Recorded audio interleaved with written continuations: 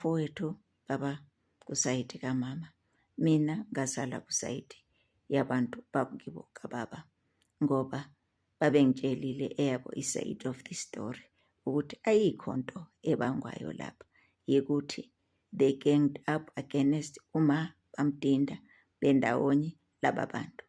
Ngakho-ke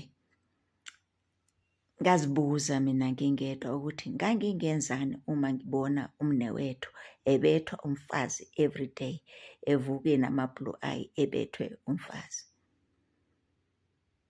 Ngangizizwa kanjani? Ngase ngibona ukuthi ngangizafuna ukumsiza nami umntakama. So angibonanga cala ukuthi o-anti basiza umne wabo ukuthi naye ake azwe ubetha umfazi wakhe. So kimi kwakuyi-nothing lokho, kwakungamanzi amancane, ngingatsho njalo, ngoba mina ngiyakuthanda ukuweya izinto, ngibone ukuthi kambe kwakwakuyimi ngangizenzani.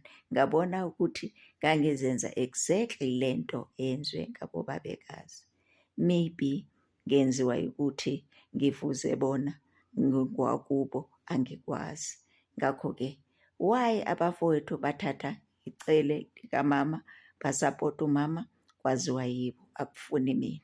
Mina ngoba ngezwe yami indaba kobo anti, ngakho-ke ngathatha lelo sayidi, ngibona ukuthi ayikho into erongo ababeyenzile.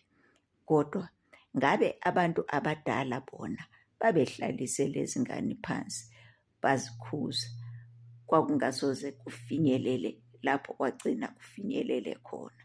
Ukuthi ubaba ubethwa nguma kwakumele kulungiswe yibo abantu abadala, not ukuze o-anti bangenele bathi basize umzala wabo.